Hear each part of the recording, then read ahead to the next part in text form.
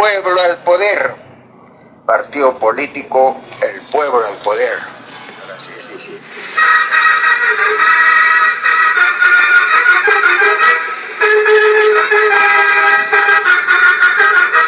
Hoy se tiene el plan del futuro, que hace el grito de la juventud. Adelante, la patria nos llama, antes que todo el Perú. Levantemos la insignia peruana, hacia arriba de la cruz del sur, y no estela será nuestro cielo, un camino de gloria y de luz, donde el amor de la patria nos señala un destino común. Nuestro vida es un grito del alma, antes que todo el Perú.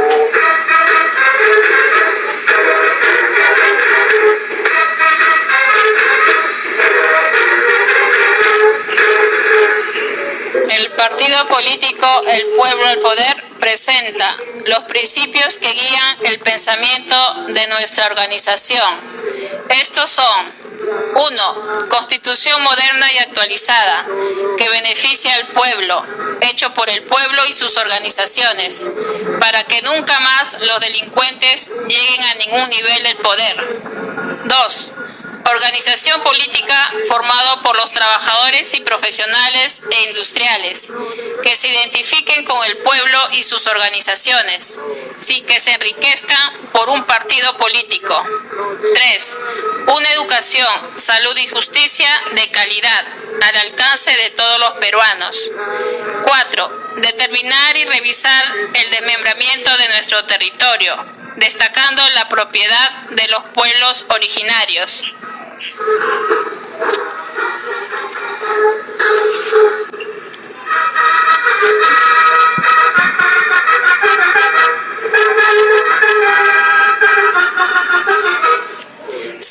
Mejorar la economía a través de fuentes de trabajo, destacando la industrialización de esas fuentes para mejorar los sueldos y salarios.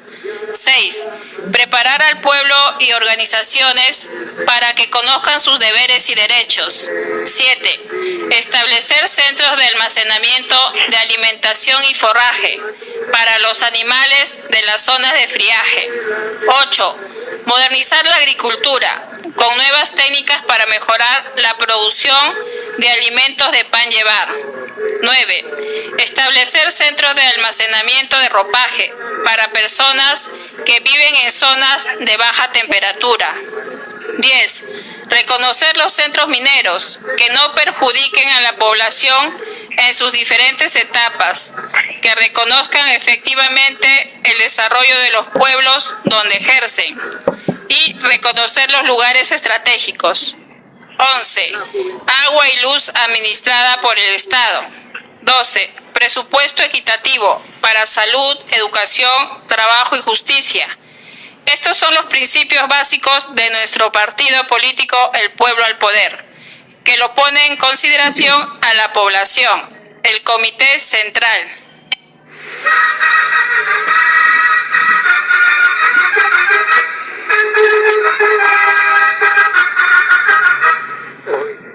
Buenas tardes. Les habla el magíster Claudio García, presidente del movimiento político El Pueblo al Poder, para seguir analizando algunos problemas que aquejan a la nación y que parece que nadie los toca. Vamos a dar varios ejemplos. ¿Cuál es la característica de un golpe? Vamos a ver que todos los golpes al Estado tienen las mismas características. Si vemos, solo por estar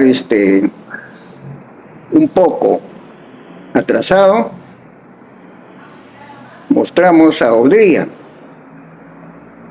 descontento con lo que Benavides hacía en la patria. En coordinación con otros grupos de militares de alta graduación, llegaron a Lima con tanques, ¿no? Y lo golpearon a Benavides. ¿Qué había pasado ahí? Primero han estado conversando y después se han levantado y finalmente han usado su armamento de las Fuerzas Armadas y se han apoderado del poder. O sea, esas son las características de los golpes de Estado. Vemos después a Fujimori. Llega al poder, ve que el Congreso no colaboraba directamente con su trabajo y dio la forma de desplazar ese Congreso. ¿Y qué hizo? Se juntó con Montesinos, un hombre que ya tenía relación con las Fuerzas Armadas, puesto que había sido un capitán, que en la época de Morales Bermúdez o en la época militar fue condenado a muerte por traición a la patria. Bueno, este capitán Montesinos, ya de baja, se une a Fujimori y conversando entre ellos encuentran la forma de desplazar a los congresistas y tomar el poder. Con la ayuda de Montesinos, que conocía todos los movimientos de las Fuerzas Armadas, se apodera de su gobierno mismo. Este era un golpe y al mismo tiempo un contragolpe, porque se había dado él mismo el golpe de Estado, pero reunía esa característica. ¿Cuáles eran? Se rebelaban, chantajeaban, conversaban y finalmente tomaron las armas. Montesinos tenía dominio de armas, por mismo que era militar. Bueno, después vemos a Velasco. ¿Cómo ve que Acción Popular hacía lo que quería en el gobierno? Y cómo se entregaba las cosas del pueblo a gobiernos extranjeros.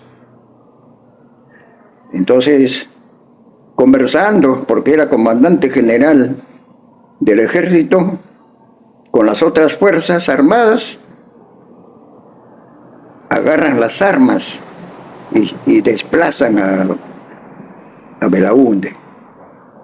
O sea, tienen las mismas características. Después, Castillo es elegido presidente. Desde ese mismo momento, los perdedores estaban socavando la elección de Castillo. Quisieron ganarlo en la mesa, pero no pudieron hacer porque la OMPE afirmó que Castillo había ganado limpiamente la presidencia y fue confirmada por el Jurado Nacional de Elecciones. No encontrando el favor, digamos así, de la OMPE, se fueron a las Naciones Unidas. ¿Qué estaban haciendo? Estaban confabulándose. Las Naciones Unidas no le dio la razón. Entonces, idearon otra forma, crear vacancia Y para eso se unieron en grupo en el Congreso de las listas que aparentemente no eran fujimoristas, pero en lo real 6 listas, 6 partidos eran totalmente fujimoristas y estuvieron socavándole su gobierno de Castillo. O sea, los que se rebelaron en realidad han sido los congresistas. Pensaban que Castillo era la dificultad que tenían para hacer lo que querían con las leyes. Como en el mismo Congreso hay 4 militares que han sido de alta graduación, con dominio de las Fuerzas Armadas, se apoderaron de la nación utilizando sus armas y desembarcaron a Castillo. ¿Cuál era la razón de ese grupo de congresistas 130? Era que no podían hacer lo que querían, porque había impedimento. Incluso, de acuerdo a la Constitución, el Congreso no puede dar leyes que significan dinero. Y lo querían hacer, pero Castillo no firmaba. Las observaciones que hacían eran relacionadas con los puntos en la Constitución que dice que los congresistas no pueden dar leyes si no están financiados y que ellos no pueden reglamentar lo que es ingreso de dinero. Esa es una de las razones por el cual Castillo fue desembarcado. Es decir, con toda esa característica que digo, primero se confabulan, después se rebelan, luego toman las armas y luego se apoderan del gobierno. Eso es lo que hacen los gobiernos que en la práctica son considerados como dictadores. Ahora encontramos un Congreso dictador que hace las leyes que quieren. Casi todas las leyes que han dado han sido para poder limpiarse ellos mismos de los delitos que han cometido durante su vida política. Todos tienen rabo de pajas. No hay ninguno que se salve. Se salvarán aquellos que han muerto, que han sido 2 durante este periodo. Entonces, el Congreso está gobernando ahora y el Congreso está formado por los perdedores. Se han incluido aquí partido que dice Perú Libre, que hizo posible que Castillo llegue a la presidencia. Pero una vez llegado, entonces lo han abandonado, porque sabían que seguramente que había un poder más fuerte que iba a desplazar a Castillo. Pero si las Fuerzas Armadas hubieran sido constitucionalistas, defensores de la democracia y defensores de la Constitución, no hubiera habido ese tipo de golpe. Un golpe silencioso que nadie lo dice. Parece como que si estaría pagando a la prensa, llámese radio, periódico, para que no lo toque al Congreso. Pero el Congreso, por las características, son los golpistas. Alguien tiene que hacer algo. Alguien tiene que impedirlo, que siguen regalando el país. Lo está haciendo. Ya llegó acá el Partido Comunista Chino, que no se sabe si lo ha comprado, lo han concesionado, pero le han entregado una gran porción de terreno donde ellos han hecho su puerto. Ahora nadie puede hablar de que los chinos traen sus barcos para llevarse la fortuna de peces que hay en el país, en el mar de Grao. Nadie dice nada. Pero eso es lo que ha ocurrido. La China con su puerto ya es un pequeño país dentro de otro país. Y eso está mal. Hay un grupo de transportistas, dos grupos en realidad. Ambos en realidad no saben lo que piden. O están sirviendo como una especie de caja que lo hace con la finalidad que el Congreso dé leyes que si no hay problemas no podría crearlo. Solo con problemas que tiene la nación el Congreso puede crear las leyes increíbles, ¿no? Como quien dice, a granel. Mientras hacen movimiento en la calle y en realidad no piden nada, piden vida, piden que no haya chantaje, pero mientras tanto el Congreso va creando leyes, porque son los que gobiernan y nadie los controla. Al contrario, algunos están a favor porque están favoreciendo. Esos algunos son pocos, son los servidores que son de los ministerios. Incluso la misma señora que está en la presidencia no es la presidenta en realidad, porque ella no tiene mando de ninguna clase. Lo mandan a decir algunas palabras por aquí, otras palabras por allá, pero no le sale de ella, porque no es ella la que está gobernando en realidad. La que está gobernando y está haciendo lo que le da su gana es el Congreso. No tiene la Constitución que lo lleve, porque la Constitución habla sobre un referéndum del pueblo, pero el Congreso lo ha desechado.